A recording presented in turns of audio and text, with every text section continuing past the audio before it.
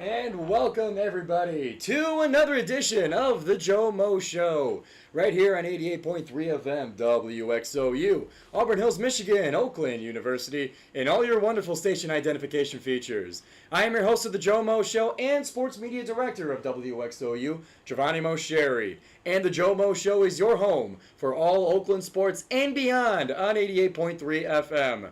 You can follow us at WXOU on all social media platforms, including Instagram, Twitter, and TikTok, of which we have been awarded by the Michigan Association of Broadcasters, so it's surely to be worthy of a follow. You can also join our WXOU Discord server to get to know everybody at the station and stay connected with your favorite hosts like myself.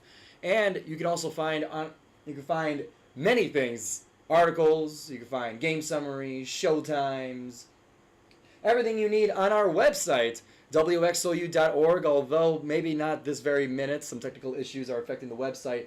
But when it comes back, you'll hear from me and you'll know to go there for all information on the station. What else could you ask for?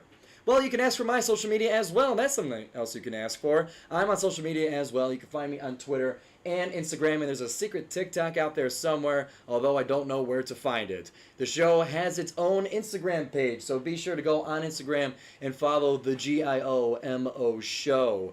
And if you miss me and you're not with me right now on our website or the TuneIn Radio app or 88.3 FM, then no worries. You can find me right here on YouTube, as well as afterwards. You can find segments of the GioMo Show, as well as the full cut-up recording on YouTube and Spotify. Just search the GioMo Show.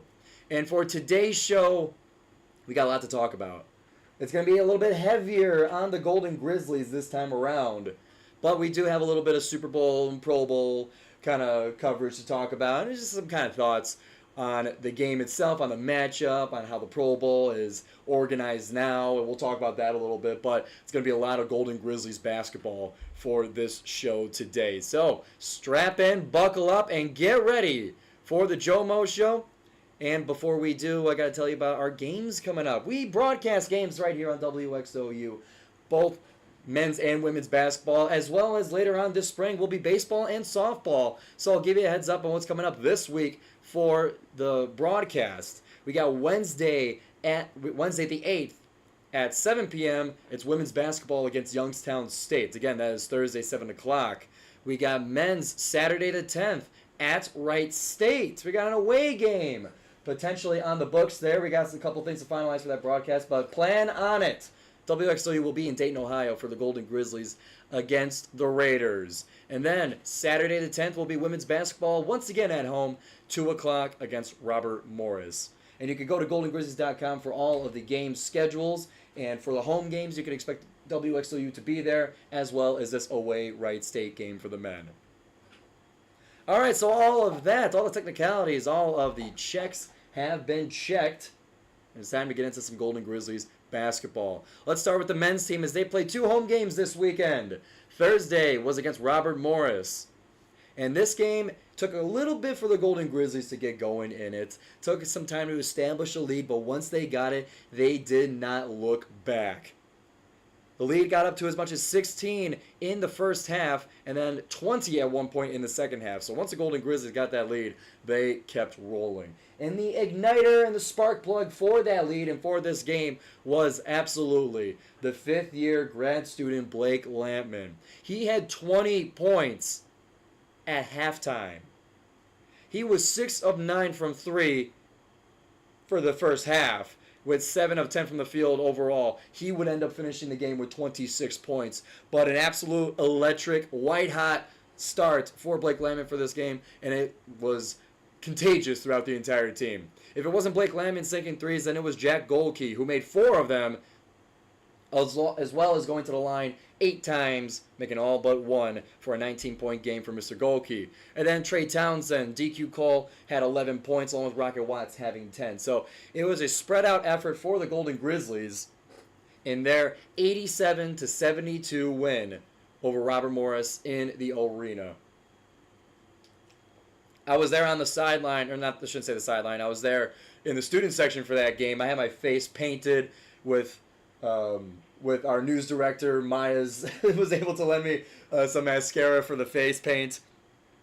And it was just a great game. I couldn't believe my eyes when I saw all the threes that Blake Lamont was sinking in succession, efficiently. Like it was a great crowd for that game.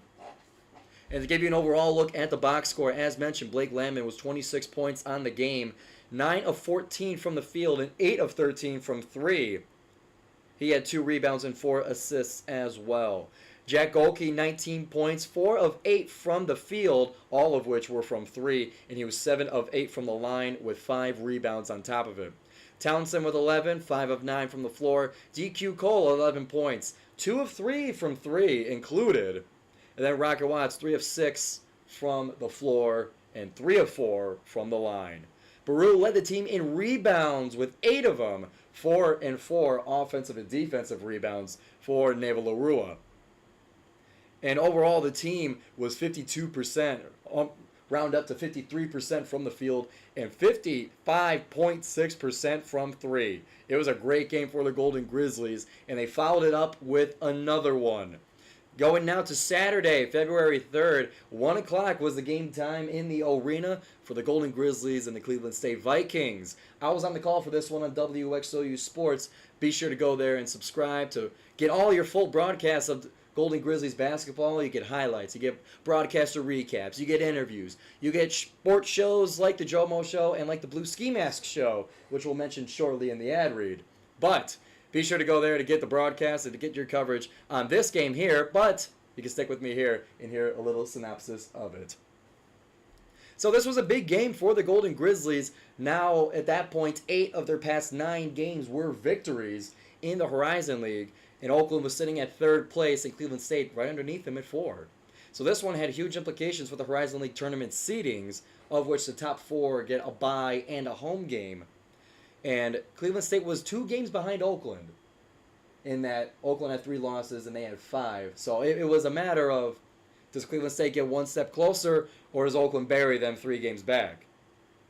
That game ended up being one to bury them back 3 games. 83-71 was the final score on the blacktop for the Golden Grizzlies and the Vikings, and let me take you through the journey. So it was similar to the Robert Morris game, where it took a little bit of time for the Golden Grizzlies to get their footing in terms of getting a lead on the game. But once they got it, once again, they didn't look back, and it was a heavy lead throughout the game. And this one was also sparked by Blake Lamont going deep from 3 to get Oakland their first lead in the first half. And he had a few more of those throughout the game. We'll get to the box score in just a bit. But not only was Blake Lamont, he had a game for himself as well. Trey Townsend had a game for himself. But it was the Oakland defense that I thought was specifically, how do I say this, specifically worthy of shine here. They always are, and they're a great defensive team. Campy always says that they're built on defense, and they can win in any way. But in terms of coverage on the GioMoShow, let's give the defense some shout-out, because they held Cleveland State to 32 points in the first half, and they held them to numerous scoring droughts throughout that first half, at least 2 minutes, 3 minutes scoring droughts that allowed Oakland to not only get up to the lead, but continue and stack onto it as well. They kept all Cleveland State players under 10 points in the first half as well. But getting over to the offensive side, Blake Lamont finished the game with another 26 points. I did not copy and paste my notes. Another 26-point game for Blake Lamont. He's been on fire for games beyond these. Ever since he came back from injury, I believe it was the December 6th game against Toledo. When Blake Lamont came back immediately, he was on fire. And to think that he almost couldn't play the season. He had a hip injury earlier in the season, or around the horizon, around early December, up until. And Campy was thinking that he had to redshirt him and sit him down and basically force him to wait another year, or he just would have to have the surgery and may never play again. But Blake took a risk. Between him and the coach, they took a risk in having him play, and they were going to, we didn't know what was going to happen. But man, has he made every difference in the world for this team. Getting more into the game here, once again, Blake Lamont finished with 26 points. But the story of the game, it's one that you guys, if you're on anywhere of Golden Grizzlies social media, then you know what I'm about to talk about. Cleveland State came into this game as the worst free throw shooting team in the Horizon League. As a team, they set at 67% from the stripe, and it was the Oakland University swim and dive team that stacked on top of that. Now they always come to these athletic events, whether it's soccer or basketball. They come to events and they always bring the juice. Swimmers are a unique type of crazy, of which I am as well. I used to do my swimming in high school, so I know a little bit of the insanity that goes on swim teams. But they always come and they always bring the energy. But this game, they went above and beyond. Not only were the men in nothing but a Speedo, more than half naked, not only did they paint OU Pride spelled out with individual swimmers, not only did they have that painted on their chest, but during the second half, when the opposing team faces the Grizz gang for free throws, I noticed that the player in the center, I would say the energizer leader of the swim team, Ian Allen, I noticed his hair looked a little bit different. And I'm sitting on the opposite side calling the game here on the sideline. So I'm sitting on the opposite side of the court. So my field of vision, my vision gets a little obscured from distance. And I knew his hair was a little bit odd shaped. And then when I saw the camera on them on the Jumbotron, I saw that they had a razor in their hand. Dude, they were shaving their heads in front of Cleveland State as they were shooting free throws. I looked even closer. Half the men were bald. They were shaving their heads for these free throws. And I couldn't believe what I was seeing. When they were starting to shoot those free throws, I said on the broadcast, I am not even looking at the free throw anymore. I just was so caught off guard and distracted. At the timeout, I was laughing to tears. It killed me seeing what they were doing. I've never seen anything like that before. And it cost Cleveland State 4 free throws during the game. And it was just insanity in the arena for that game. It was astounding to see. And it's not just a local story. This got up on Barstool Detroit. It got up on the official Barstool. It got up on Bleacher Report, March Madness' social media accounts.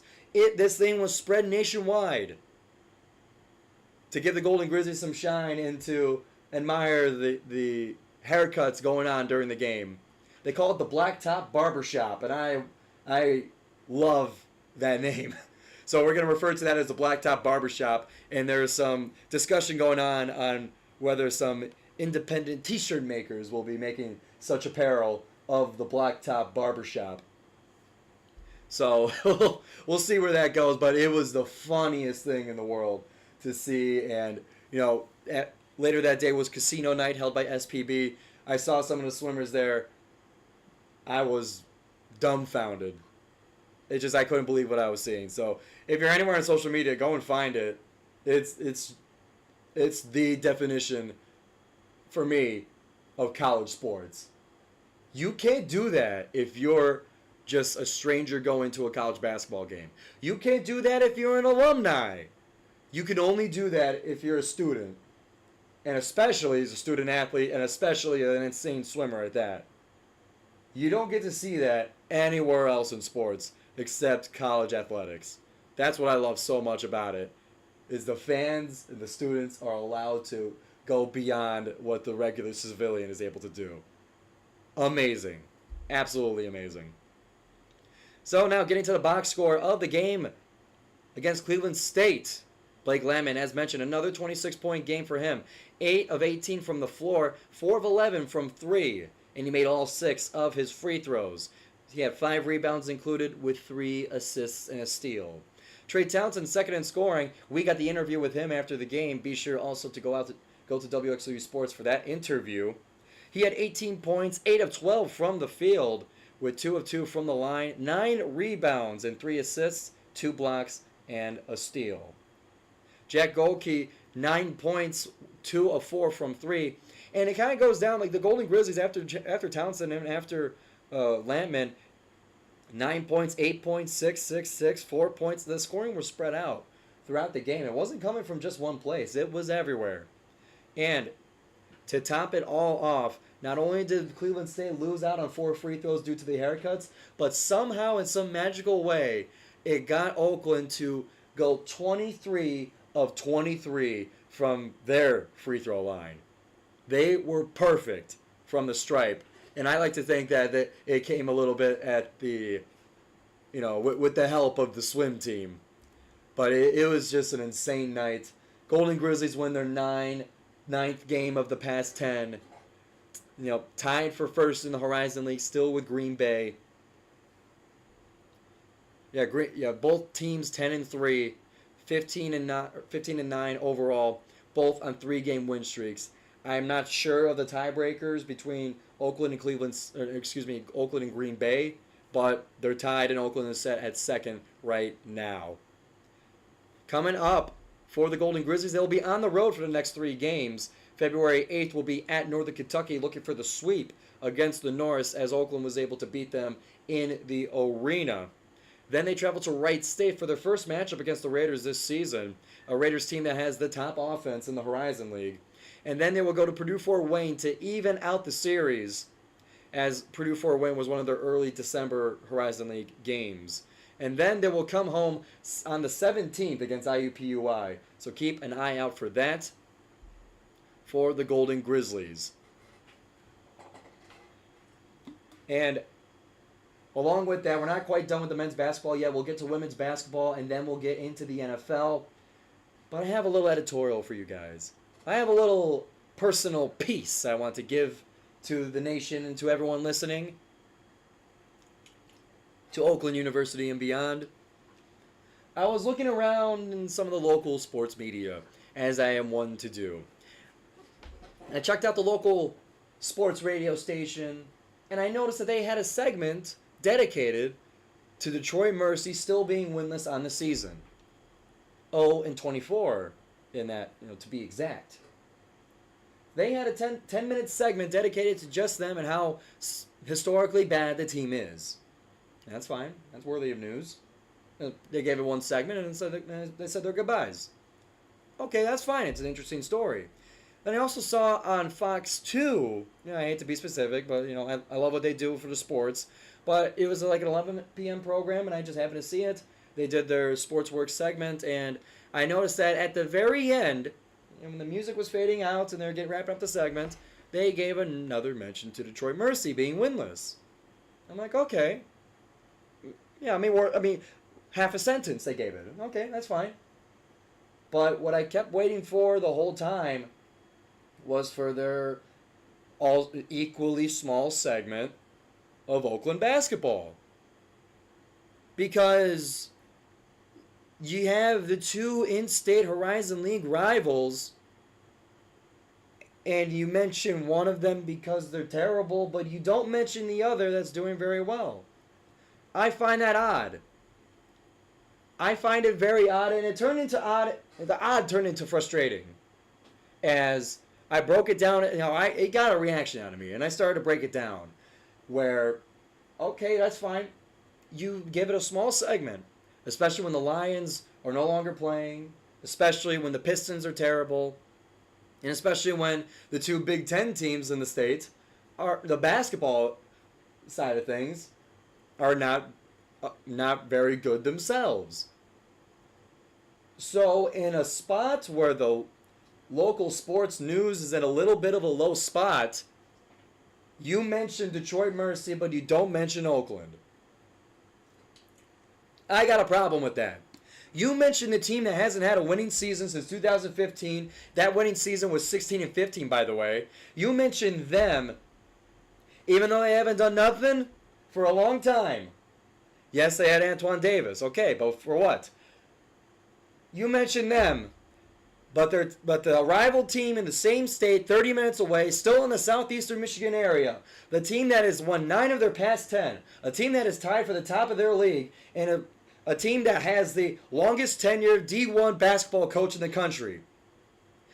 You got that team sharing the league with Detroit Mercy, and they get no mention. You don't even flash the logo. You don't say the name. You don't say anything about it. I got a big problem with that.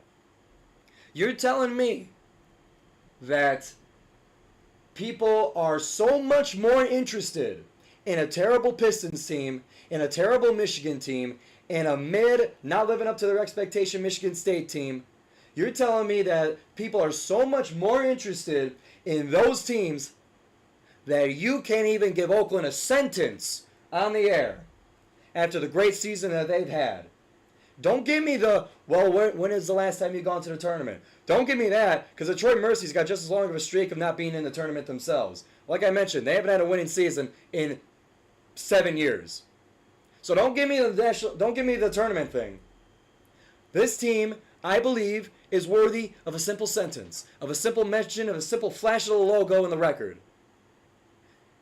You can't tell me that it is so difficult for people to listen to that they will immediately turn off the station and immediately turn off their TV and go and cry and scream in their bedroom because they had to see the Golden Grizzly logo. You can't tell me that that's the case. I think that's ridiculous. I find it to be lazy programming to not even give them a simple mention when they are in the area, when they are doing well, and you mention their in-state rival. I wouldn't care at all if they didn't mention Detroit Mercy at all, and they kind of had a sentiment of, okay, no Horizon League. Fine, I'll be cool with that. But you mentioned the team that's in the state that has the rivalry with ours, but not us. That's where I got the problem. Mention the both of us, if you're going to mention one of us at all. We're doing great, and I think it's a team that is exciting enough to warrant a sentence on air. Do you remember when I mentioned they were shaving their heads during the game? Excuse my voice. They were shaving their heads during free throws. That's not worthy of nothing? I find that ridiculous. And if it comes out later that they start talking about that, this rant will be forgiven. This rant will be a little bit outdated. But I think it's a general sentiment. I want to bring this now to a general sentiment of covering mid-major Michigan basketball. Michigan is in the state. The universities within the state. You don't have to go too long on it. I'm not asking for a Netflix documentary on every D1 team in the state. I'm just asking for a little bit more coverage. Just a little bit. Show people that it exists. Do you have any idea how many people out there on Oakland's campus do you have any idea how many people don't know that we have athletics, that we have Division I sports? Okay, well, simply mentioning it will be more than enough to get people aware of that. And it's an exciting team. It's an exciting team. And if you want to broaden it out to the rest of the schools in the state, well, you got Central Michigan that is near the top of the MAC, and they have a 5-game win streak. And their last 2 games were in double overtime, and they still got those wins.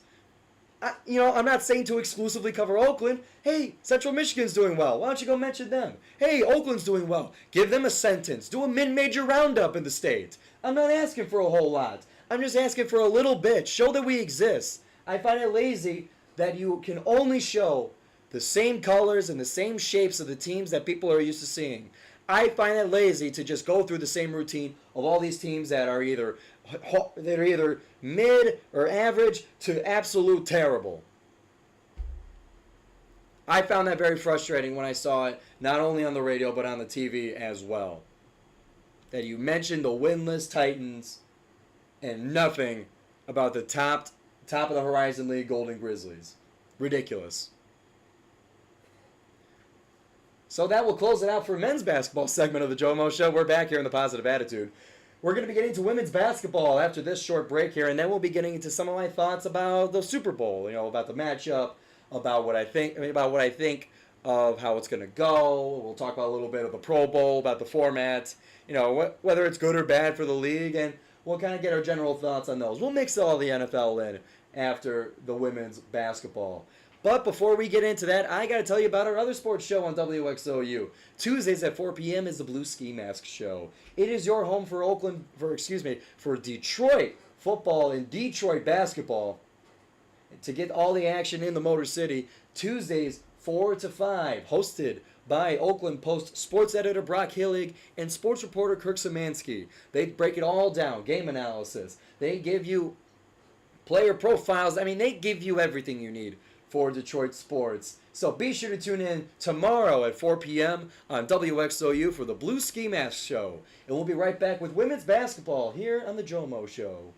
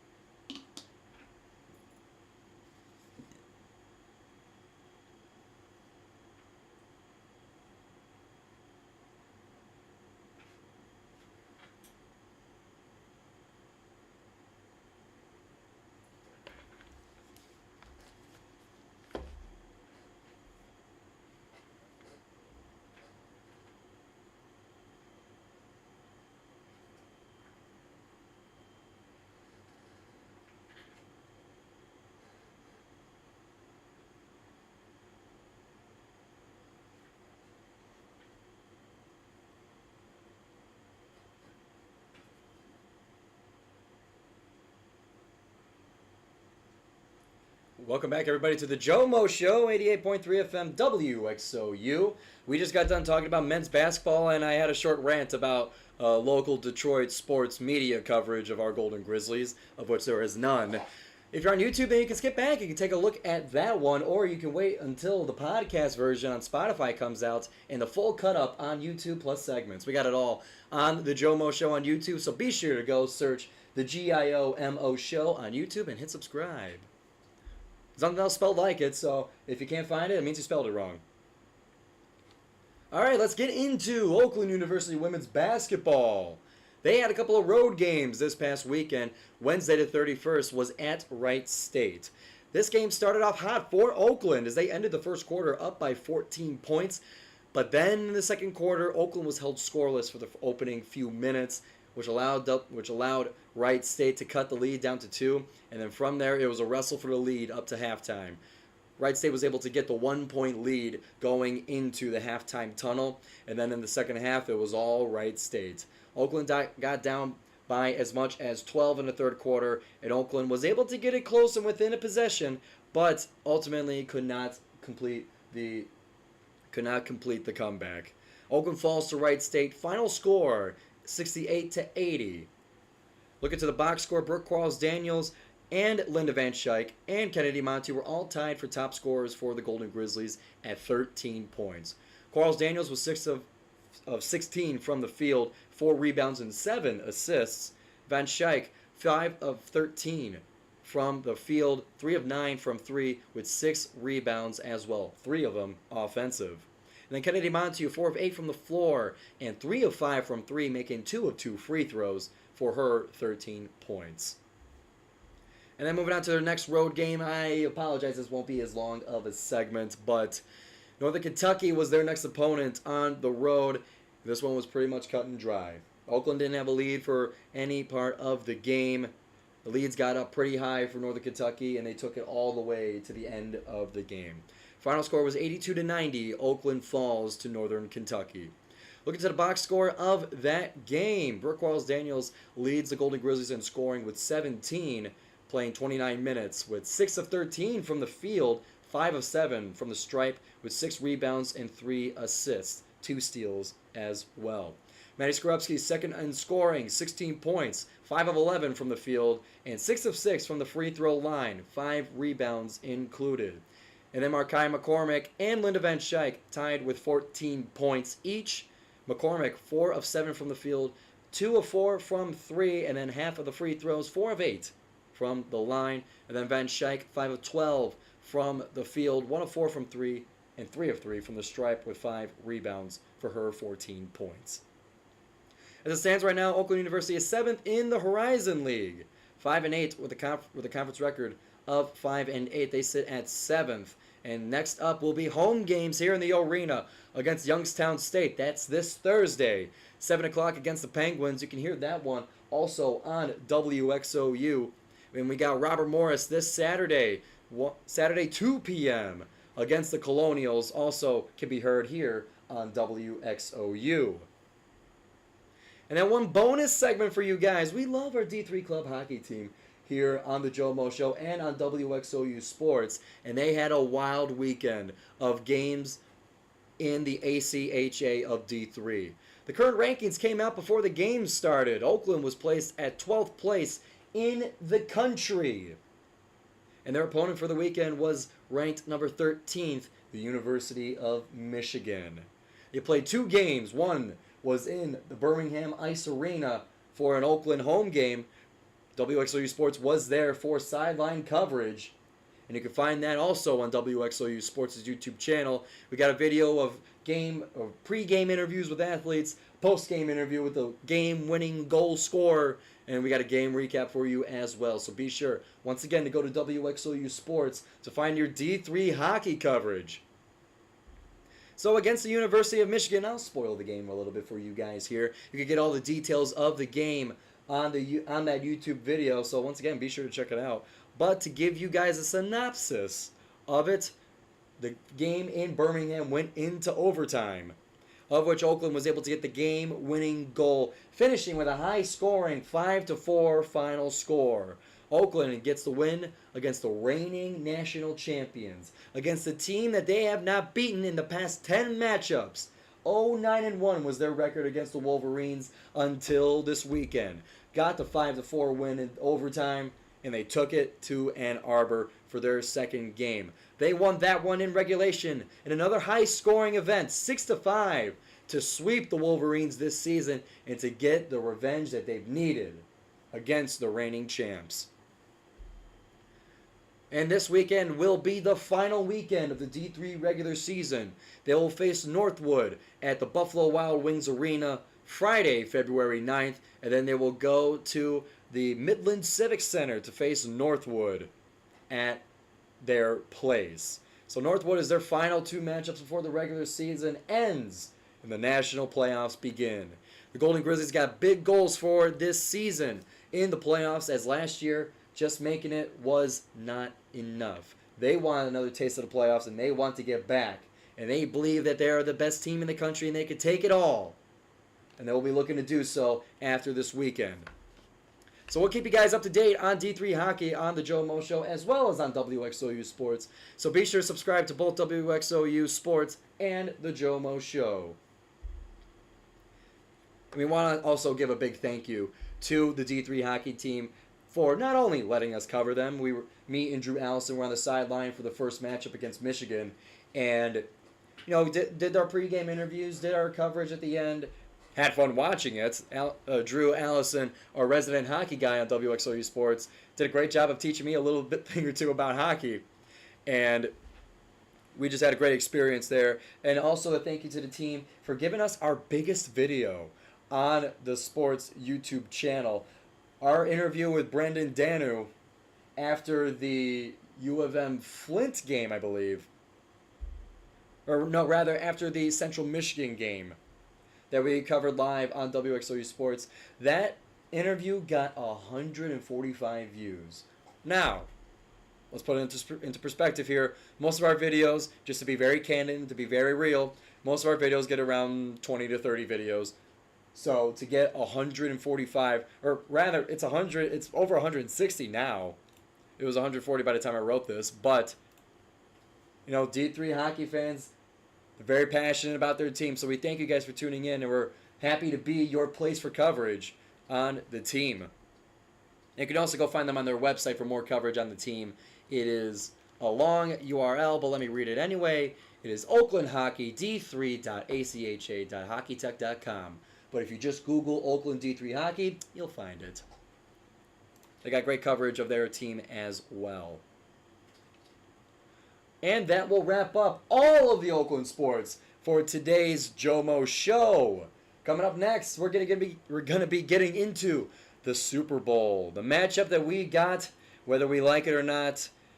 We're gonna get my thoughts on how the game will go, some of the storylines going out through the game, and we'll give a little shining segment to the Pro Bowl and how the new format that we got, instead of the padded up AFC versus NFC, we got the flag football and games format of the Pro Bowl. So we'll get all the coverage of that for your NFL football therapy coming up next on the JOMO show. But let me remind you of another WXOU show we have. We have the Eli Andrew Show. Thursdays at 10 p.m. on WXOU. The FCC guidelines died down after 10 o'clock here on WXOU. And Eli Sepulveda and Andrew Deacon, your hosts of the show, will ask their guests the wildest questions and take full advantage of those lifted guidelines. You guys can join in on the hilarity with Eli and Andrew. You can find it Thursday at 10 p.m. right here on WXOU. And coming up next, we'll have that Super Bowl and NFL football coverage on the JOMO show.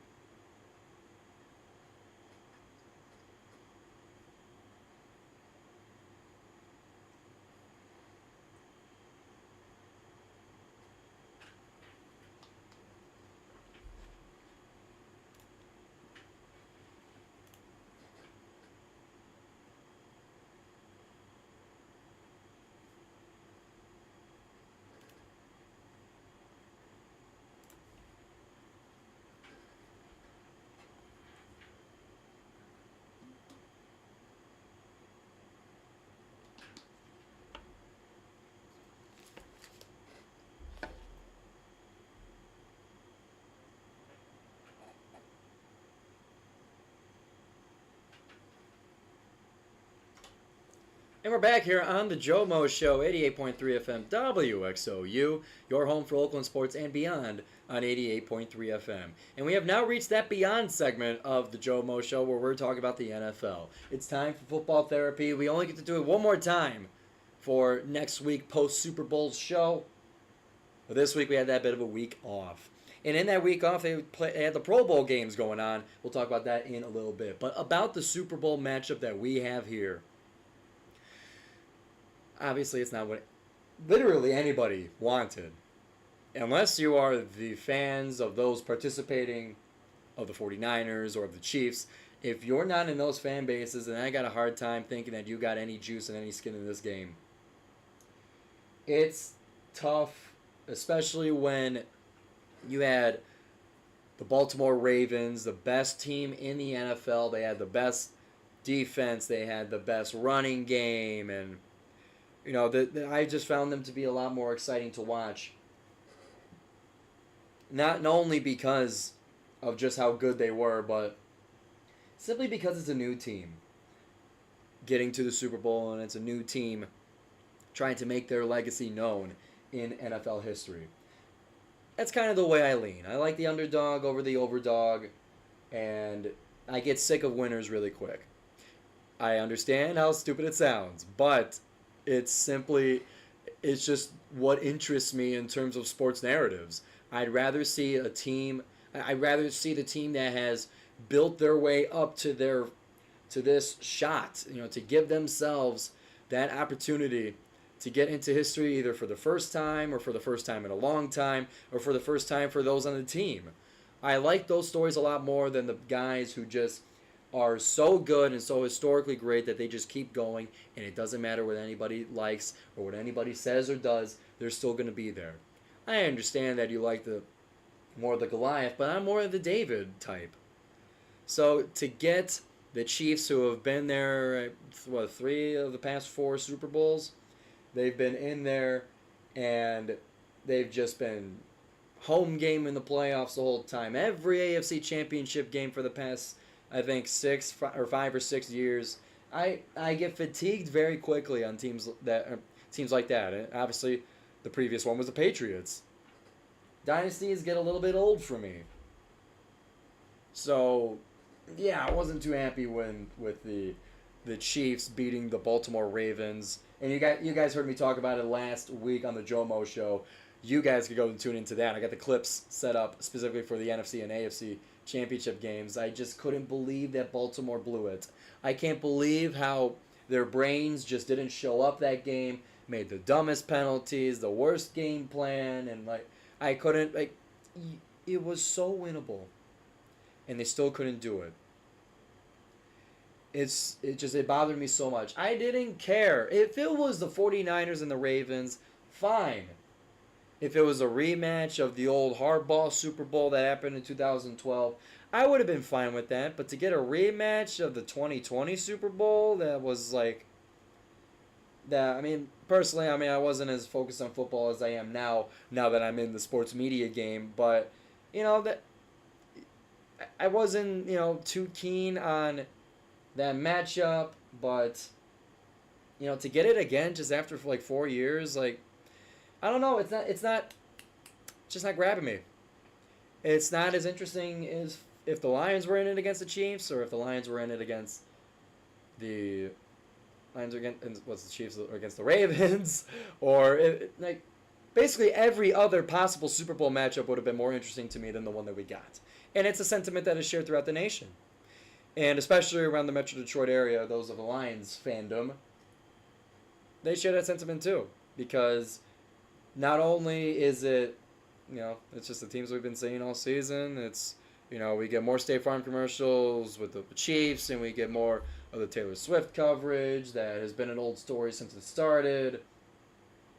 And it's, I find the 49ers to be a little bit more interesting, but, it's the Brock Purdy story. It's the dumb argument of if he's good or if he's bad or if he deserves it or if he is just undeserving of it. I find it to be a dumb conversation with Brock Purdy. He's good on his good team. He's not Joe Montana. He's not the best in the world. But why does he have to be the best in the world if he's in the Super Bowl? The team around him is good. So what? Why is that his fault? I don't see why it's such a huge conversation.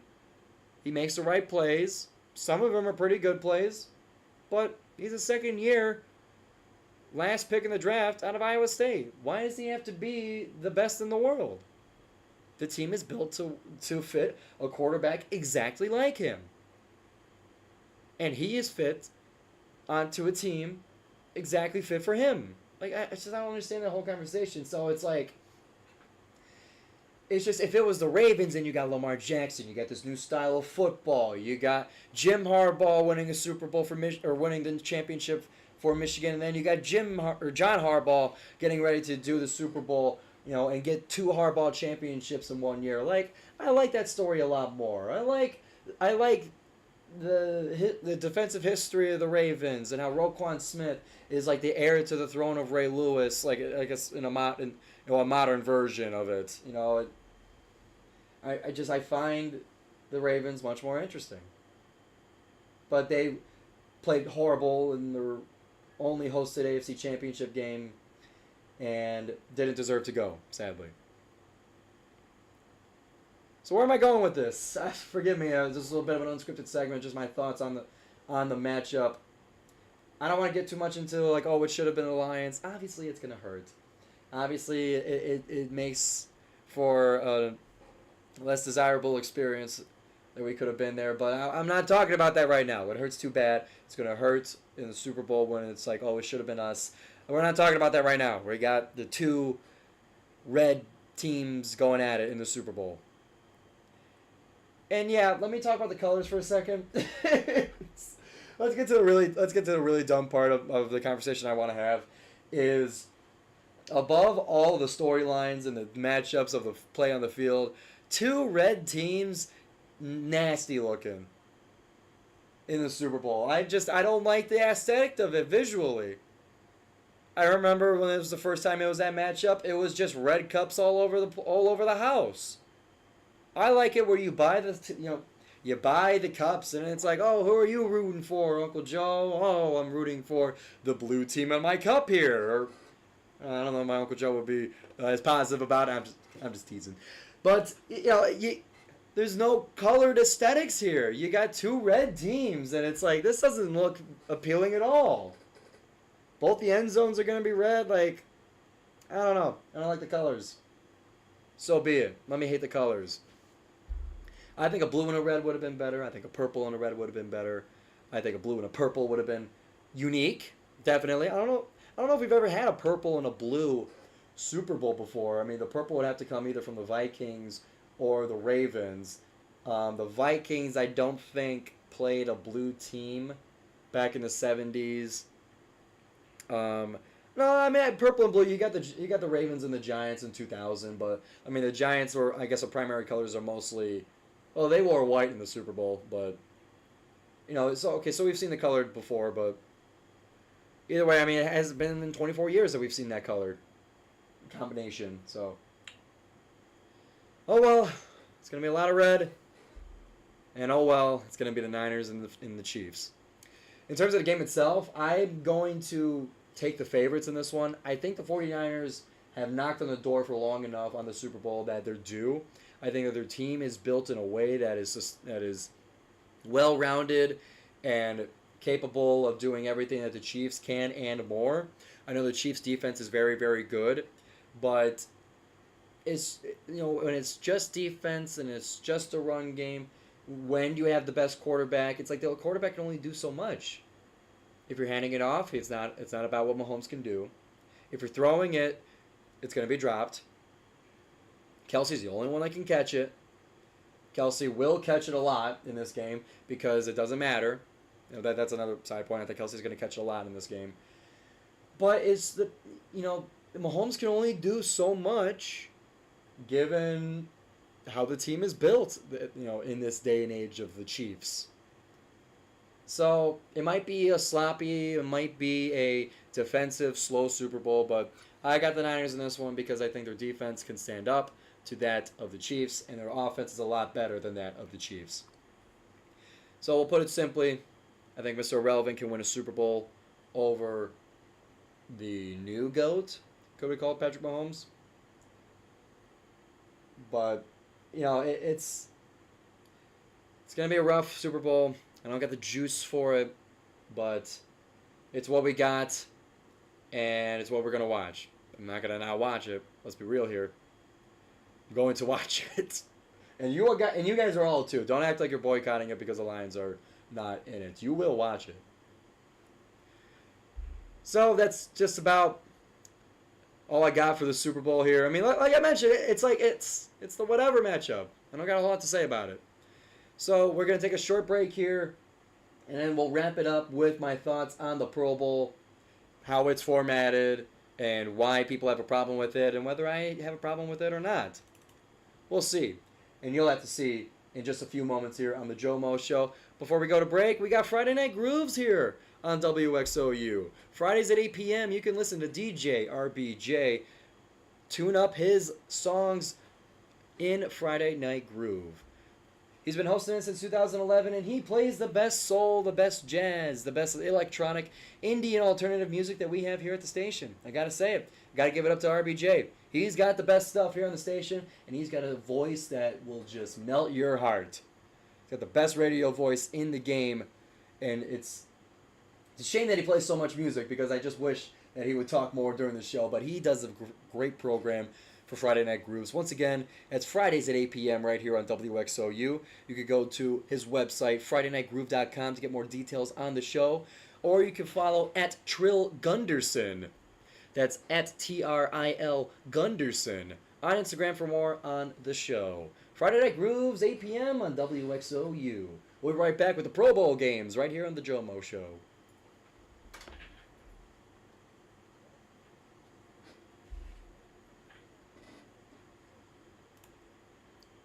I think the video cut out. Whoops.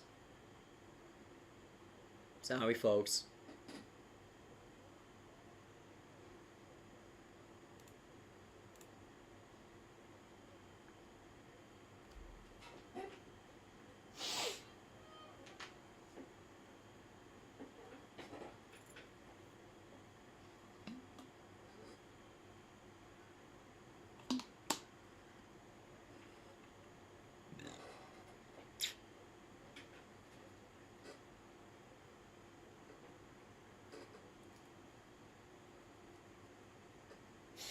I know there's not a whole lot to look at when it's during break, but it's what I'm doing during break. Sorry.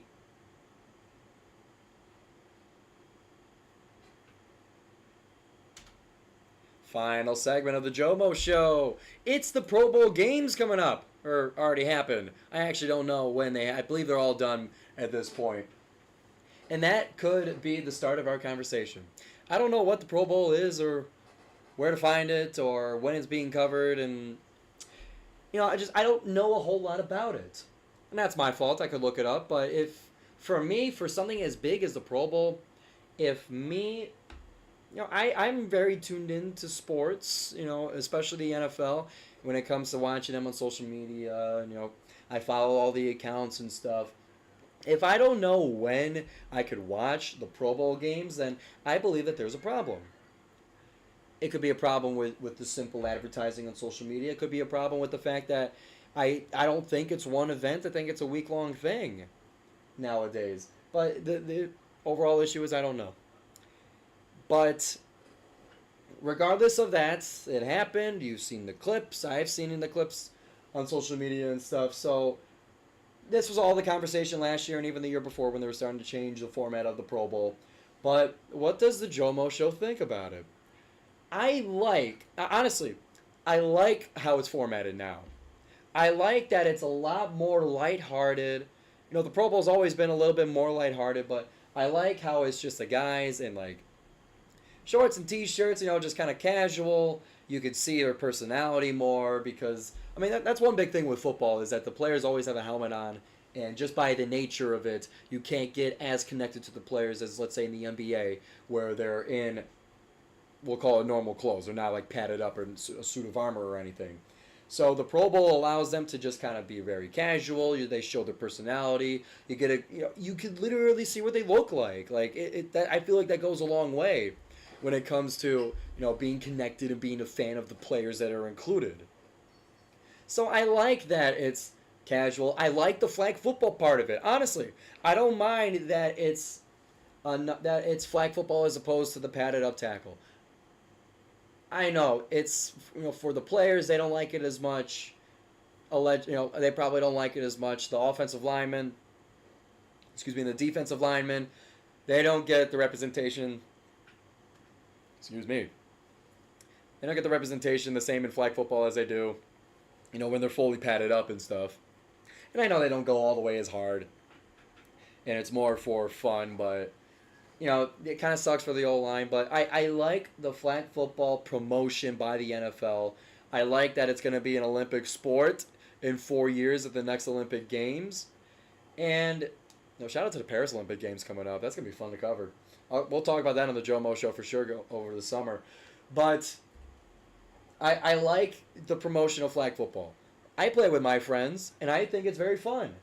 I think it's a way, obviously, it's a very casual, entry-level way to enjoy the sport of football without hurting yourself over it. You buy some flags at the dollar store, you grab a football, and boom, you already have enough to play. As opposed to you need the helmets and the pants and the cleats and the thigh pads and the shoulder pads. Football is not as accessible as a sport. It's a problem that the sport has when it comes to growing a global brand.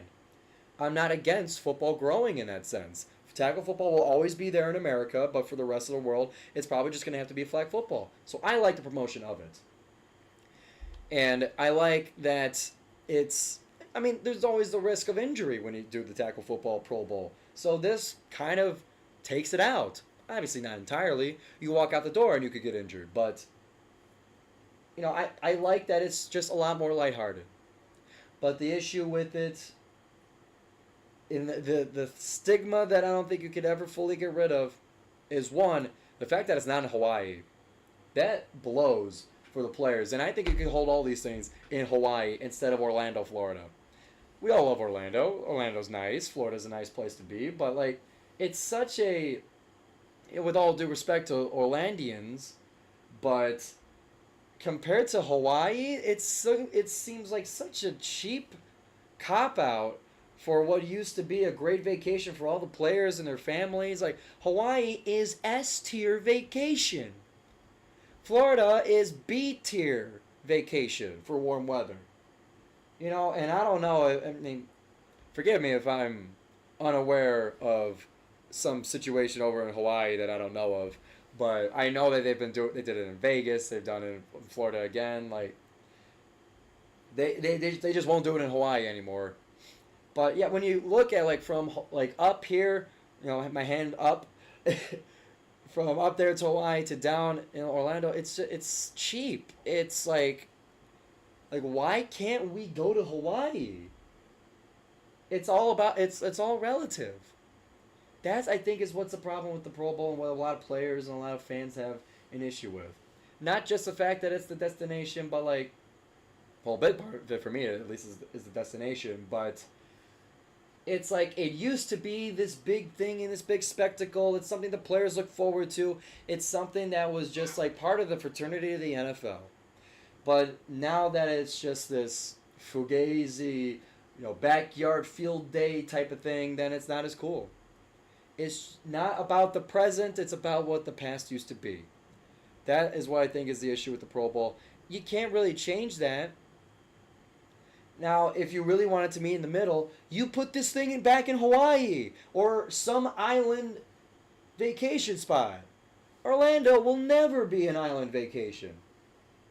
It's a cheap alternative for a business and for a league that makes so much money. You telling me you can't fly out a bunch of people to Hawaii? You're telling me that up until like 3 years ago, I understand COVID might have been a part of it, but you're telling me that all of a sudden the financials are no good, that you can't afford to fly all these families out to Hawaii and for a week? Insane. Yes, you can, but you're too cheap to do it. And it's costing the players a good time. And it's costing the players that work so hard in this league and deserve it and have been looking forward to playing in the Pro Bowl since they were a high school player. Like that. That's part of the gig. And you can't fly them out to Hawaii. That sucks. And in some of the events, okay, there's like the kicker. There's the kick-tack-toe where the kickers are like hitting the ball on a big board for tic-tac-toe. It's fun. Like, I don't have a problem with any of the games. I don't care if they're, like, soft, if you want to call them that. I think they're fun. I think they're creative. I wish there was more of, like, the physical challenge type of games where it's like, how many reps of 225 can you do on the bench? How far can you throw the football? Like, I like the pass accuracy challenge, but, I like just the straight metrics. Have the wide receivers do a long jump or something. Like, I think that stuff would be really cool. And, some of, like, the bigger, stronger events for the linemen, let's do more of that stuff. I like the games, but, come on, let's be real here. So, overall, I like the Pro Bowl. It's just what it's compared to in the past is what's going to be a stigma over it for a long time. So, that's going to do it for the GioMoShow. That's all I got in the Super Bowl. That's all I got in the Pro Bowl. On women's basketball and on Oakland men's basketball. And my short little rant on locals Detroit sports media. That'll do it for on the GioMoShow. Giovanni Moscieri has been your host and will be your host next time, Mondays at noon on WXOU. Be sure to subscribe on YouTube. Be sure to 5-star on Spotify. Be sure to subscribe to WXOU Sports on YouTube and find all of our broadcast articles, interviews, anything you need. Find us all on WXOU. We'll be back here Monday at noon on the GioMoShow. This has been Giovanni Moscieri.